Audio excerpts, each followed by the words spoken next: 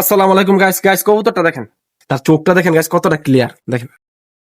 কবুতরের ট্যাগটা দেখেন, মানে ট্যাগটা আমারই, ঠিক আছে, ট্যাগটাও আমার, নাম্বারটাও আমারই। গাইস এটা আমার 2022 সালের কবুতর, ঠিক আছে। এটা আমি নরসিংদী থেকে রেস খেলাইছিলাম। তো ট্যাগের মাঝে আবার আমার নাম্বার দেওয়া আছে, ঠিক আছে। যখন 2022 সালে এটা আমি রেস খেলাইছি, তখন এটা মানে আমার বাসায় আসতে পারে নাই।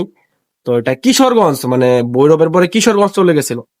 কিশোরগঞ্জ চলে গেছিল, তো যে ভাই পাইছিল সে ভাই আবার আমারে কল দিছিল, ঠিক আছে। কল দা বলতেছে যে ভাই আপনার তো কবুতরটা আমার এখানে আসছে, আপনি এসে নিয়ে যান। তো তখন হয়তো কোন কারণে যাই নাই, কবুতরটা নিয়ে আসি নাই। এটার যে বাবা মা, ঠিক আছে গাইস, এটার বাবা মা দা আমি এখন রেস করি, ঠিক আছে।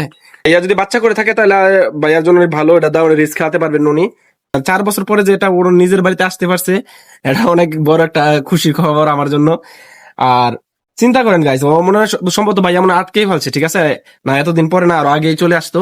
তো যে ভাইয়ার উদ্দেশ্যে, যে ভাইয়ার বাসায় গেছিল, এই ভাইয়া যদি দেখে থাকেন যে কত টাকা এখনো আমার না আইসা পড়ছে, তো কষ্ট পায়েন না। তো অবশ্যই যদি এই ভিডিওটা দেখে থাকেন আপনি, তাহলে বলতেছি আর কি, কষ্ট পায়েন না। আর যদি এটা আপনি মনে করেন বাচ্চা টাচ্চা করে থাকেন, অবশ্যই এটা দ্বারা আপনি রিস্ক খেলানোর চেষ্টা করবেন, এটা খুবই ভালো জাতের কবুতর। তো দীর্ঘদিন পরে সে তার মালিকের কাছে ছুটে আইছে, এটা খুবই ইয়া, খুব একটা ভালো বিষয়।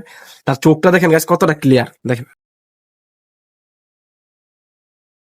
দেখেন কতটা ক্লিয়ার, একবারে কতটা ইয়া, দেখেন আমার কবুতরটা। তো আলহামদুলিল্লাহ, আমার কবুতরটা অবশেষে আসলো তার নিজের গন্তব্যে। মানে যদি কি আটকে না ফেলে, কোন সময় রাখতে পারবে না আমার এই জাতের কবুতর, কোনো সময় সে আটকে রাখতে পারবে না। এটা আমার বাসায় আইসেই পড়বে, ঠিক আছে। যেমন এটা 4 বছর পরে, 4 বছর পরে একটা মালিকের বাসা তাওয়া পড়া কিন্তু খামখেয়ালি কথা না গাইছে, অনেক টাফ একটা বিষয়, ঠিক আছে। তো ভালো থাকবেন গাইস। দেখেন আমি কবুতরটা ছাড়ি, আমার বাসা ছাড়বে না। এটা কবুতরটা মাত্রই আইছে, সে কিন্তু মাত্র আইছে, ঠিক আছে। দেখেন বাসা ছাড়বে না, এই যে আমার বাড়ি ছাড়ছে না।